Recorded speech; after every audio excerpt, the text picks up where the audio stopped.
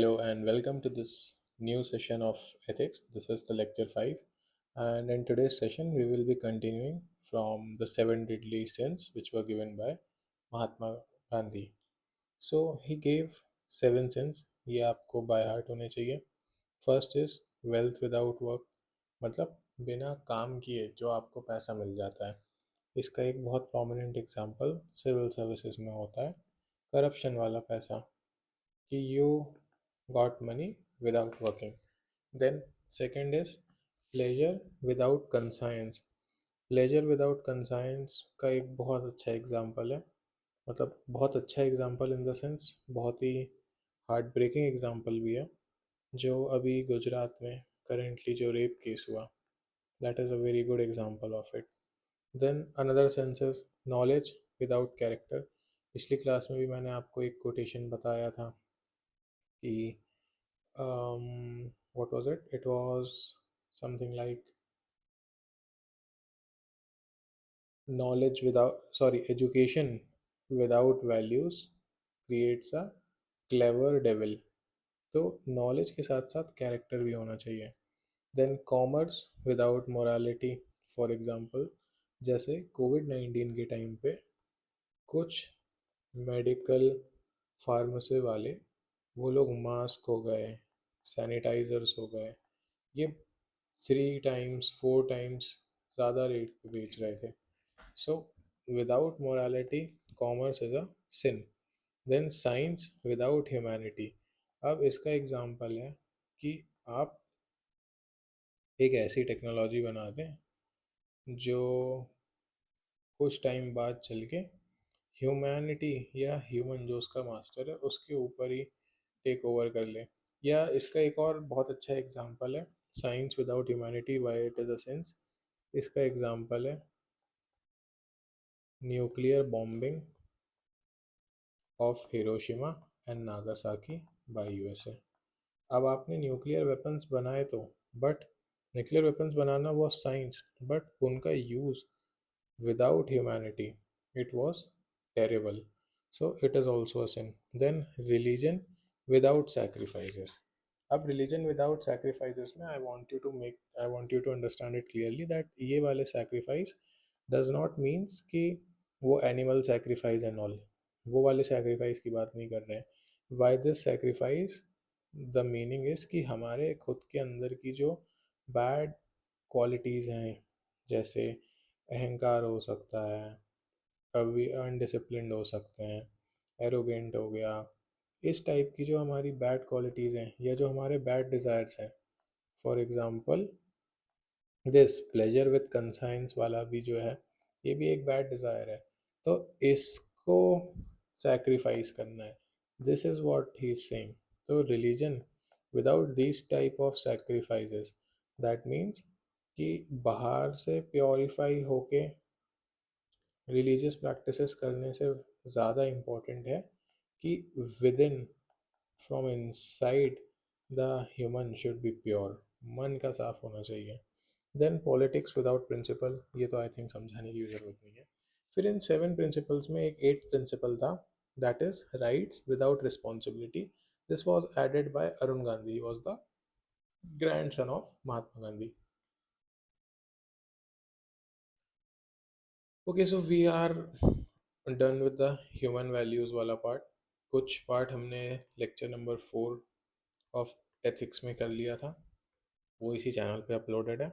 Now we will be starting with aptitude and foundational values for civil services. सबसे पहले तो what is this aptitude. So aptitude होता है basically कि it is the, पहले definition देख लेते हैं. It is the inherent capability of an individual to acquire an appropriate skill through appropriate training. अब मैं इसको एक एग्जांपल से समझाता हूँ कि for example there is a person who is tall in height and he is very slim. ठीक है, he is not very heavyweight, he is very slim and his height is 6 feet. अब इस बंदे का जो फिजिकल कैरेक्टरिस्टिक्स हैं, एक तो ये हो गए, and then in his psychological अगर एंगल्स में देखें तो ही थिंक्स, मतलब ही लाइक्स रनिंग, है ना, ही is very good at running. तो डोंट यू थिंक इस टाइप के इंसान को हमें अगर कोई स्पोर्ट्स में भेजना है तो what would be more suitable? इसको एक क्रिकेट में बैट्समैन या विकेट कीपर बना दें, या इसको एक मे बी मैराथन या जो शॉर्ट रन होता है, जो रेसेस होती हैं बेसिकली, उसमें एक इसको एथलीट बनाए, व्हाट इज गुड? ऑब्वियसली इतनी लंबी हाइट है, इसके पैर बहुत लंबे हैं, तो एक तो ये है बहुत स्लिम, एंड फिर इसके पैर लंबे हैं, so he can run very fast, he can cover distances very easily. तो इसको तो फिजिकली तो इसके अंदर कैपेबिलिटीज़ हैं कि ये एक अच्छा रनर बन सकता है, प्रोवाइडेड इसको एक अच्छी ट्रेनिंग दे दी जाए। एंड मेंटली साइकोलॉजिकली भी देखें तो इसको रनिंग में इंटरेस्ट है, and he wants to become a runner, he is not interested in cricket. तो इसका ये कह सकते हैं हम कि इनहेरेंट एबिलिटी है इसमें, फिजिकली भी एंड साइकोलॉजिकली भी। अब provided with a good training he can become a good athlete, है ना। तो अब ये एग्जांपल समझ आया, this is exactly what is aptitude. Aptitude is the inherent capability of an individual to acquire an appropriate skill through appropriate training. What was here the inherent capability? Physically, it was his build, and psychologically, it was his uh, interest, है ना। And what can be the skill which he can acquire? He can become an athlete. And how he can become an athlete? If he has the aptitude, he can become an athlete by getting appropriate training. So this is what is the meaning of aptitude. It is basically the inborn potential, it is the talent outstanding within a human being. अब इसके काफ़ी types हो सकते हैं। Linguistic हो सकता है, physical मैंने बता दिया, लॉजिकल हो सकता है।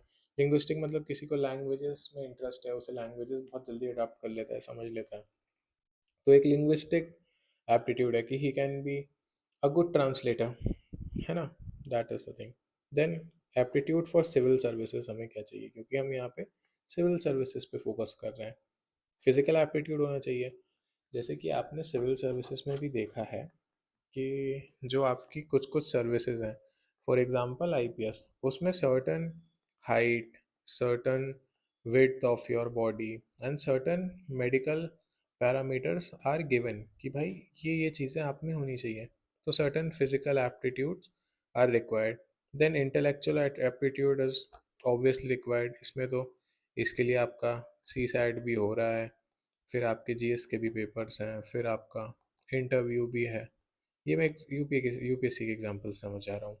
देन इमोशनल एप्टीट्यूड भी होना चाहिए, किसी इंसान को वो क्या डिसीजन मेकिंग करेगा, whether it will be just based on objectivity और it will also be having ethical basis, ये डिसाइड करना, it is very important.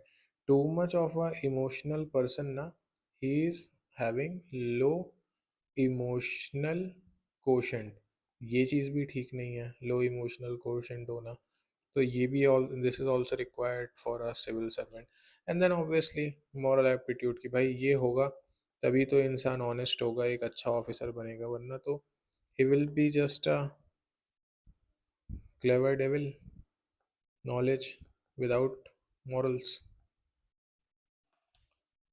Okay, so these were the aptitude require. अब दो वर्ड्स होते हैं, एक होता है एप्टीट्यूड और एक होता है एटीट्यूड। इसके बीच में डिफरेंस समझ लेते हैं। एटीट्यूड क्या होता है? Attitude is a predisposition to act in a certain way. जैसे कि मान लीजिए किसी के साथ में आप एक रूम में बैठे हैं, for example this is a room and, ठीक है, this is a room and an insect comes inside this room. तो इस रूम में चार लोग बैठे हैं, सपोज इस रूम में there are four people sitting and this insect comes inside this room. हो सकता है ये इस इंसेक्ट को देख के बहुत डर जाए, हो सकता है ये इस इंसेक्ट को देख के इसको इग्नोर ही कर दे, मतलब इसके लिए तो वो रेलिवेंट ही नहीं है, वो रिएक्ट ही ना करे। हो सकता है ये उस इंसेक्ट को देख के इसमें एक प्रिजुडिस हो उसको लेके, या कुछ पास्ट एक्सपीरियंस के बेसिस पे कुछ ऐसा हो कि इसको बहुत ज़्यादा गुस्सा आ जाए और ये तो उस पे अटैक करने के लिए ही दौड़ जाए, है ना। और ये इसका मान लो इसका कुछ फोर्थ एक अलग रिस्पॉन्स हो सकता है। तो एक सर्टन सिचुएशन को देख के कौन क्या करेगा, कैसे उस चीज़ को डिस्पोज करेगा, कैसे उस सिचुएशन में एक्ट करेगा, दैट इज़ योर एटीट्यूड।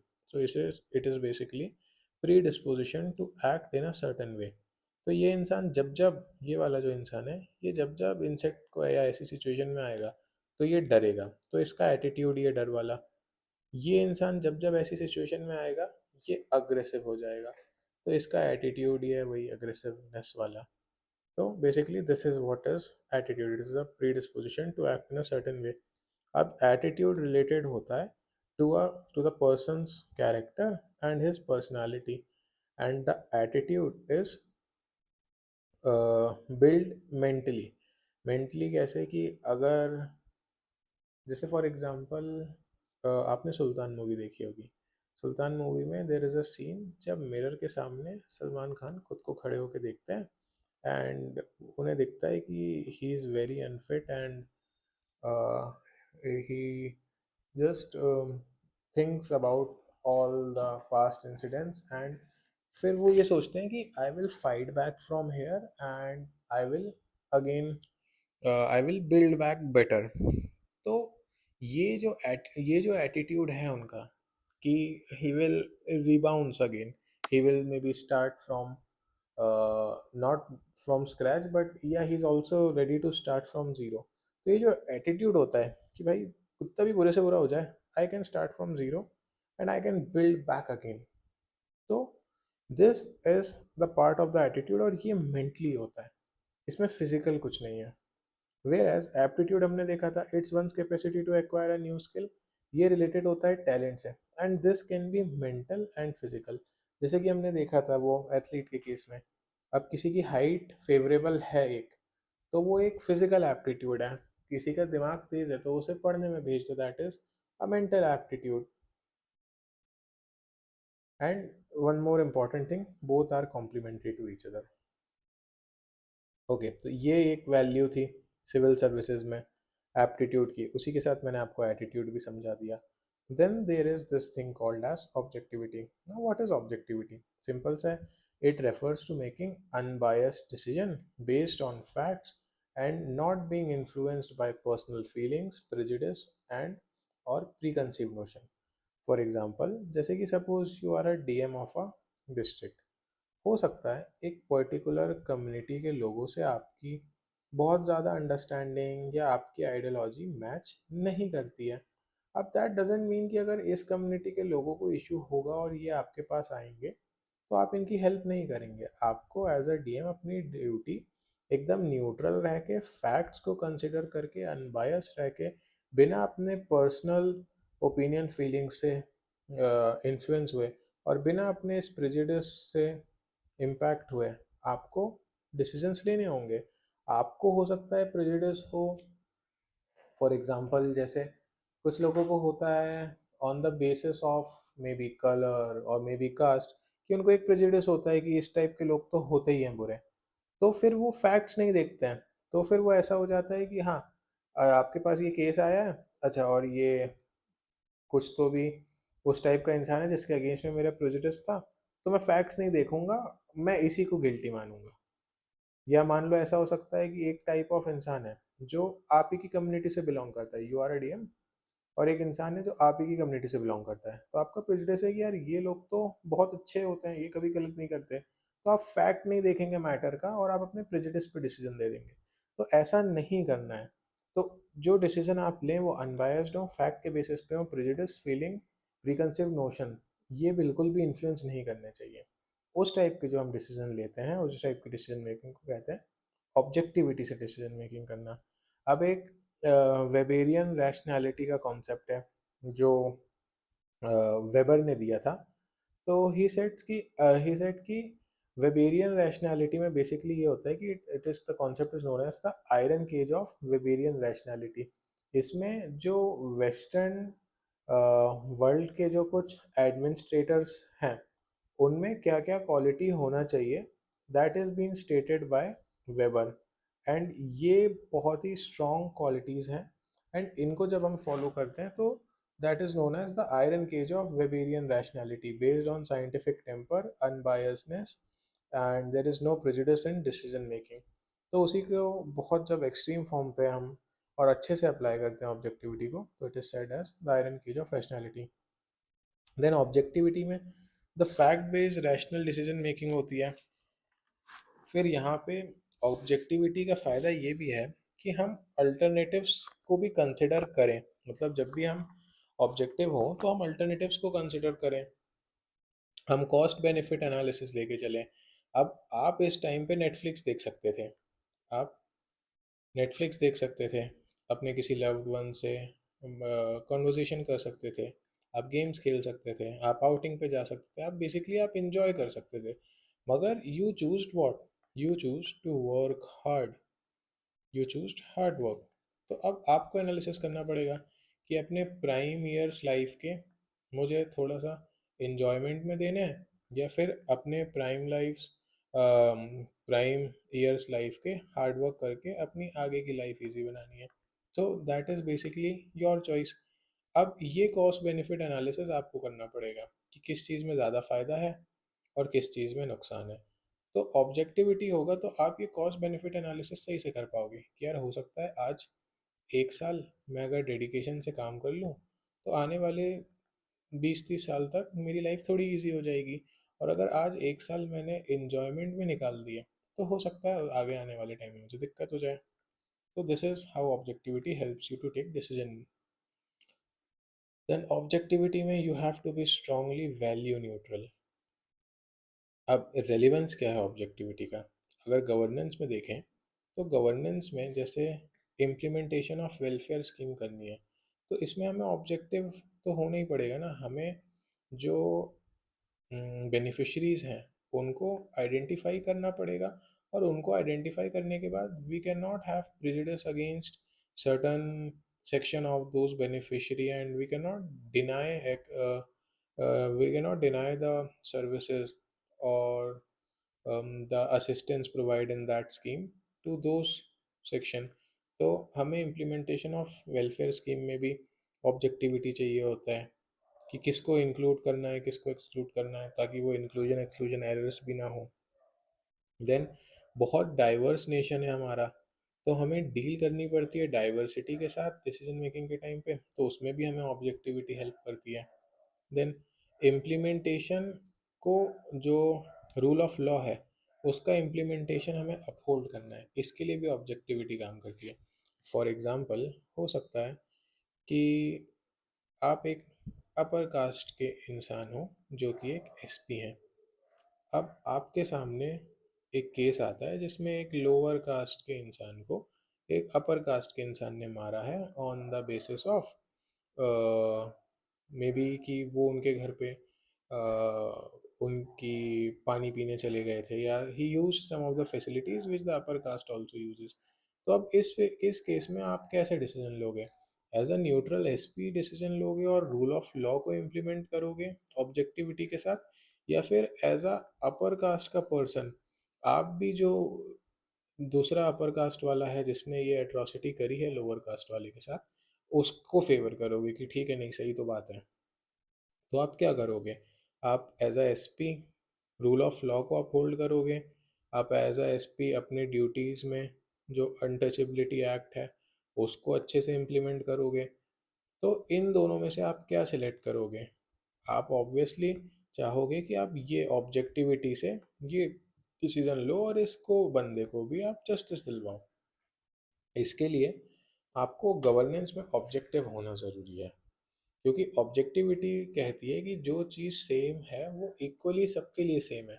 इसमें कोई प्रेजुडिस आपका नहीं होना चाहिए, इसमें आपका कोई परसीव्ड नोशन या कोई आपकी फीलिंग नहीं इन्वॉल्व होना चाहिए, फैक्ट बेस्ड होना चाहिए। तो अगर फैक्ट ये है कि अपर कास्ट के इंसान ने कुछ गलत किया है, लोअर कास्ट पे एट्रॉसिटी की है, तो आप इसको पनिशमेंट देंगे और इसको जस्टिस दिलवाएंगे और रूल ऑफ लॉ को अपहोल्ड करेंगे। तो रेलिवेंस इसका गवर्नेंस में भी है। देन सोशल रिफॉर्म्स में आप जब फैक्ट बेस्ड पर्सपेक्टिव देंगे तो ही तो सोशल रिफॉर्म आ पाएंगे। मतलब आप जैसे फॉर एग्जांपल एक टाइम पे अगर सती को सती प्रथा को सब लोग ठीक मानते थे, तो आप जब फैक्ट बेस्ड चीज़ें बताएंगे कि हाउ इट इज़ रॉन्ग, तभी तो लोगों के अंदर एक परसेप्शन डेवलप होगा ना कि हाँ इट इज़ रॉन्ग, और फिर उसके बाद सोसाइटी धीरे धीरे इवॉल्व होगी, थोड़ा सा स्ट्रगल होगा और फिर एक चेंज आएगा अल्टीमेटली सोसाइटी में। तो सोशल रिफॉर्म्स करने के लिए भी हमें ऑब्जेक्टिविटी चाहिए होती है। Then work culture. अब जैसे ट्रांसफ़र और प्रमोशन है, मैं मान लो मिनिस्टर हूँ, अगर मैं मिनिस्टर हूँ और मैं सेम ही डीएम को, अब मतलब मेरे मन पसंदीदा लोग ही मेरे सबसे स्टेट के सबसे बड़े जो सिटीज़ हैं उनके डीएम जो हैं, और या जो भी मेरा डिपार्टमेंट है उसमें सारे जो भी ब्यूरोक्रेट्स हैं वो सारे मेरे खुद के पर्सनल फेवरेट लोग हैं। तो ऐसे तो फिर गलत हो जाएगा ना, अगर मैं मिनिस्ट्री में बैठ के कुछ गलत करता हूँ, कुछ करप्शन करता हूँ, तो ये तो मेरे फेवरेट लोग हैं, ये मुझे फेवर करेंगे, ये थोड़ी बताएंगे सही चीज़। और इसके बदले मैं क्या करूँगा, अगर ये मेरे साथ में है तो मैं इनको मैं प्रमोशन दूंगा, और अगर ये मेरे अगेंस्ट में या मेरे फेवरेट नहीं है तो मैं इनका ट्रांसफ़र करवा दूंगा कहीं और पे। तो ऐसा नहीं होना चाहिए। वर्क वर्क कल्चर में ट्रांसफ़र और promotion should be based on merit, और मेरिट पे ये बेस्ड कब होंगे, जब आपकी डिसीजन मेकिंग में ऑब्जेक्टिविटी होगी। देन एक और इम्पोर्टेंस या रेलिवेंस है ट्रस्ट एंड क्रेडिबिलिटी। तो दिस इज तो ऑब्वियसली करेक्ट एंड अंडरस्टेबल कि भाई जब आपकी ट्रस्ट कब बनेगी, जब आप ऑब्जेक्टिव होते हो, आप फैक्ट बेस्ड होते हो, तो आपके डिसीजंस पल पल चेंज नहीं होते। You have a strong stand which is not changing with time, है ना। यू हैव अ जिसको वो हिंदी में बोलते हैं ना कि अंगद के पाँव, जैसे अंगद जी ने पाँव रख दिया था तो उसको कोई हिला नहीं सकता। तो जब आप उस टाइप के ऑब्जेक्टिव माइंडसेट के साथ चलेंगे एंड डिसीजंस लेंगे कि जो पल पल चेंज नहीं होते हैं, तब तो आपकी क्रेडिबिलिटी बनेगी। कल वरना आज आप बोलें E20 पेट्रोल डाल देते हैं, कल आप बोलें E80 डाल देते हैं, और परसों आप बोलें कि नहीं कुछ नहीं डालते, नॉर्मल पेट्रोल रखो भाई, क्योंकि ये तो एक फ्लॉप स्ट्रैटेजी स्ट्रैटेजी थी। तो फिर क्रेडिबिलिटी कोई नहीं बनेगी ना आपकी कि भाई ये तो कभी भी कुछ भी बोलते हैं। क्या क्रेडिबिलिटी है। एक मैं एग्ज़ाम देने जा रहा हूँ, अगर उसकी जो एजेंसी है उसके हर बार पेपर लीक हो रहे हैं, तो उस एजेंसी की कोई क्रेडिबिलिटी नहीं है ना।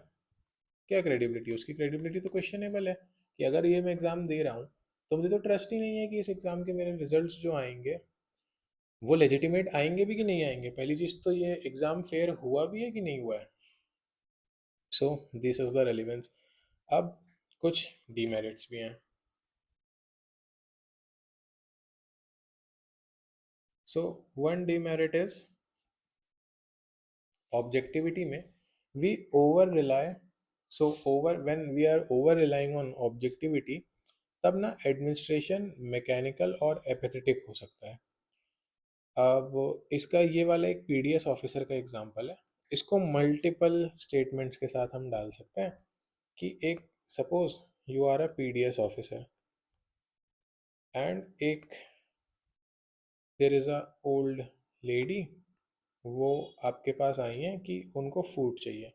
नाउ यू आस्क हर कि do you have the documents, so so see she says कि सॉरी सॉरी पता नहीं क्यों फंबल हो गया। सो शी सेज कि नहीं मेरे पास तो डॉक्यूमेंट्स नहीं है जो डॉक्यूमेंट्स रिक्वायर्ड है। अब आप ऐसे में क्या करोगे। ऑब्जेक्टिविटी कहती है कि भाई एक्स वाई जी डॉक्यूमेंट्स तो चाहिए ही चाहिए इस पीडीएस के बेनिफिट्स अवेल करने के लिए, तभी मैं आपको फूड दे सकता हूँ। तो अगर ये एक्स वाई जी डॉक्यूमेंट हैं तो मैं आपको फूड दे दूंगा, मगर अगर ये एक्स वाई जी डॉक्यूमेंट नहीं है तो इन मतलब उसके बाद तो मैं आपको फूड नहीं दूंगा। भले ही मुझे ये दिख रहा है कि आपकी बहुत एज हो गई है, आप बहुत पुअर बैकग्राउंड से हो, आपको बहुत ज़रूरत है फूड की, and you are a beneficiary as far as I can understand, तो इसके बाद भी मैं आपको फूड नहीं दूंगा क्योंकि डॉक्यूमेंटेशन नहीं है। तो अब ऐसी ऑब्जेक्टिविटी किस काम की जो मैकेनिकल हो, बहुत ज़्यादा एडमिनिस्ट्रेशन को मैकेनिकल और एपेथेटिक कर दे कि भाई कोई सिंपैथी ही नहीं है इसके साथ। तो ज़्यादा ऑब्जेक्टिविटी से ये दिक्कत भी है। Then rule become ends in themselves. अब ये देखिए ना, यहाँ पे रूल ये था कि ये डॉक्यूमेंट्स जिसके पास होंगे तो उसको हम मान लेंगे कि दिस इज अ, मतलब पुअर नहीं लिखता, मान लेंगे कि this is a beneficiary of the scheme. अब अगर ये रूल है कि ये हमें चाहिए, लेकिन ये रूल में ये है कि हमें ये डॉक्यूमेंट चाहिए टू प्रूव कि ये बेनिफिशियरी है, लेकिन अगर हमें दिख रहा है सामने कि वो बेनिफिशियरी है, मतलब वो एलिजिबल है उस बेनिफिट को अवेल करने के लिए, बट उनके पास ये डॉक्यूमेंट मिसिंग है, तो ये rule becomes the and in themselves. अब इस रूल की वजह से तो ये जो स्कीम और ये सारा जो पूरा प्लानिंग बनाई गई थी वो तो पर्पस ही डिफीट हो गया ना उस चीज़ का। Ultimately you are a socialistic state and आपको इनकी हेल्प करनी थी। इनकी हेल्प करने के लिए आपने रूल बनाए और आपके रूल्स की वजह से ही आप इनकी हेल्प नहीं कर पाए। तो rule become ends in themselves अगर हम बहुत ज़्यादा ऑब्जेक्टिविटी से ले काम करें तो। देन फैक्ट्स जो हैं they can not measure emotions. इसका एक हम नियामगिरी केस है, इसका आप एक एग्जांपल केस स्टडी में दे सकते हैं। इसको एक बार पढ़ के देखना, इसके इंडियन एक्सप्रेस में और द हिंदू में भी हैं, और आप चैट जीपीटी भी करोगे तो वो भी आपको बता देगा। This is a very good example of this thing कि फैक्ट्स इमोशंस को मेजर नहीं कर सकता है ना। Then excess reliance on facts can go counterproductive in times of emergency. अब इसका मैंने एक आध बार पहले भी एग्जांपल दिया है कि अगर मैं बहुत ज़्यादा फैक्ट पे रिलाई कर रहा हूँ, suppose there is a disaster, अब I am a DM of this city, यहाँ पे डिज़ास्टर है, this city is divided into suppose 6 zones. अब 6 जोन्स में ये है कि भाई मेरे पास सबकी पॉपुलेशन है, यहाँ पे 10,000 लोग रहते हैं, यहाँ पे 20,000 लोग रहते हैं, यहाँ पे 50,000 लोग रहते हैं, यहाँ 70,000 लोग रहते हैं, यहाँ ऐसा कहना है कि कोई भी नहीं रहता है, और यहाँ पे मे बी 2,000 लोग रहते हैं। इमरजेंसी हो गई, पूरा छोटा सा सिटी था, अर्थक्वेक आया। अब ये पूरा एरिया इम्पैक्टेड है बाय अर्थक्वेक। अब अगर मैं बहुत ज़्यादा एक्सेसिवली रिलाई करूँ सिर्फ फैक्ट पे, तो मुझे ये वाले एरियाज तो इम्पोर्टेंस के दिखते हैं।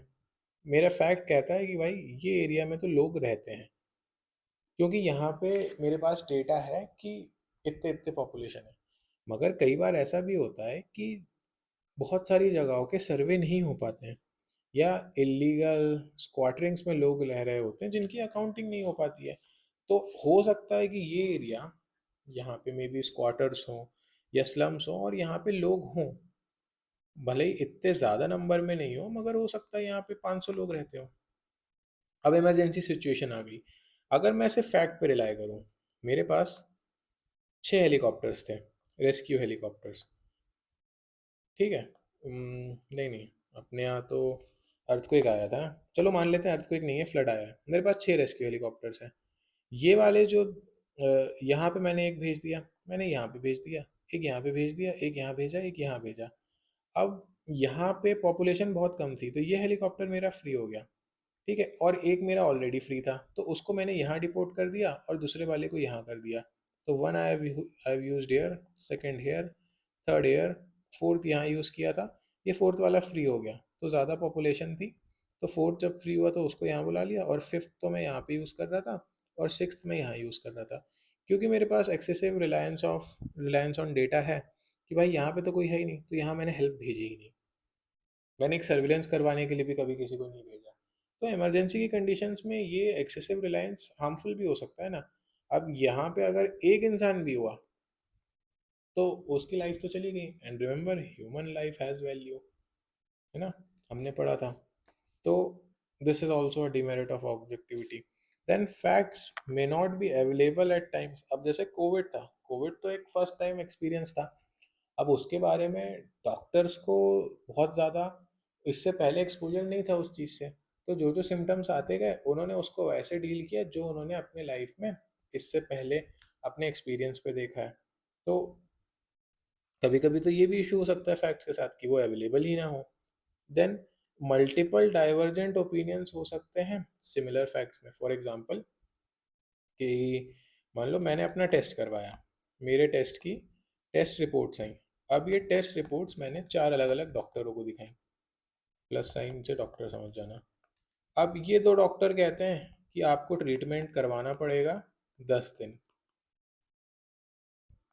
10 डेज। ये वाला डॉक्टर कहता है 5 डेज ट्रीटमेंट करवाना पड़ेगा, और ये वाला कहता है यू आर ऑल गुड, आपको कुछ नहीं करवाना, घर जाओ खुश रहो। अब सेम मेडिकल फैक्ट में डिफरेंट डॉक्टर्स के डिफरेंट ओपिनियन हो सकते हैं। ऐसा कई बार होता है रियल लाइफ में। आप जाओगे, अगर आपका कोई एक्सपीरियंस रहा है, तो किसी एक पर्टिकुलर इशू पे एक डॉक्टर बोलेगा कि सर्जरी करवा लो, दूसरा डॉक्टर बोलेगा कि टैबलेट से काम चल जाएगा या मेडिकेशन से काम चल जाएगा, सर्जरी की ज़रूरत नहीं है। तो there can be multiple divergent opinions in a similar facts. ये भी एक इशू है ऑब्जेक्टिविटी के साथ। फिर कंफर्मेशन बायस का इशू है। कंफर्मेशन बायस का इशू मतलब, कंफर्मेशन बायस एक फिनोमिना है जहाँ पे आप फैक्ट जो भी है ना, आप सिर्फ वो फैक्ट को पिक करते हो जो आपके बायस के साथ अलाइंड हो। मतलब अगर मेरा एक बायस है कि मोस्टली, मतलब ऐसा बोलना नहीं चाहिए, ठीक है, मतलब मेरा एक बायस ऐसा, मतलब मेरा नहीं है, मैं जस्ट गिविंग एन एग्जांपल, कि एक बायस ऐसा हो सकता है कि महाराष्ट्र में मोस्टली जो क्रिमिनल्स हैं, मतलब जो भी क्राइम्स होते हैं महाराष्ट्र में, जो भी क्राइम्स होते हैं, that are done majorly by outsiders. अब मुझे एक न्यूज़ चैनल में, मैंने न्यूज़ चैनल या न्यूज़पेपर पढ़ रहा था, उसमें मैंने देखा कि 75% of crime done in last 5 years in Maharashtra were by the workers or the people who were seeking job and who came from UP और बिहार।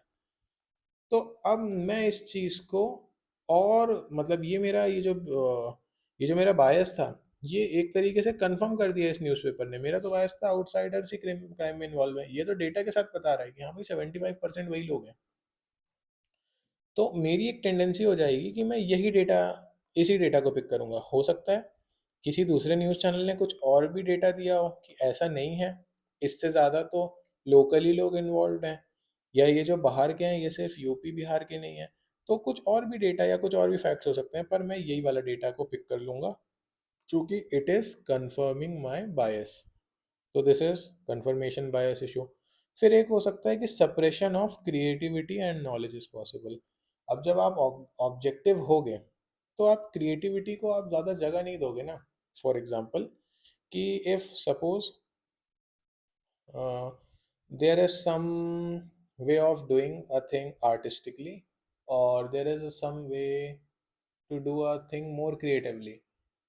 सो फॉर एग्जांपल, जैसे आर्किटेक्चर का डिज़ाइन ले सकते हैं। अगर आप बहुत ज़्यादा ऑब्जेक्टिव हो, तब तो आपको पता है कि आपने ऐसे brick by brick, brick by brick, brick brick by brick रख के ऐसी एक स्क्वायर शेप की दीवार बनानी है, और उसके ऊपर आपने ऐसा मान लो कि ये ऐसा छत डाल ली है, और फिर घर के सामने ऐसे गेट लगाने हैं, बस, और ये काम ख़त्म। और एक यहाँ पे खिड़की प्लेस कर देनी है।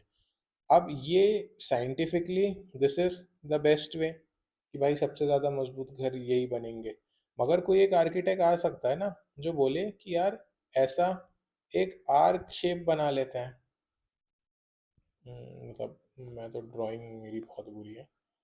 कोई एक आ सकता है जो बोले कि यार ऐसा आर्क शेप में भी तो बना सकते हैं। मतलब जो हम गेट बना रहे हैं उसके ऊपर जो छत है, या आर्क शेप में भी डाल सकते हैं छत को। तो साइंटिफिकली अब ये जो आर्क शेप वाला स्ट्रक्चर है, हो सकता है ये वीक हो। मतलब मैं सिर्फ एक एग्जांपल दे रहा हूँ, अब मुझे इसके पीछे की इंजीनियरिंग सच में नहीं पता।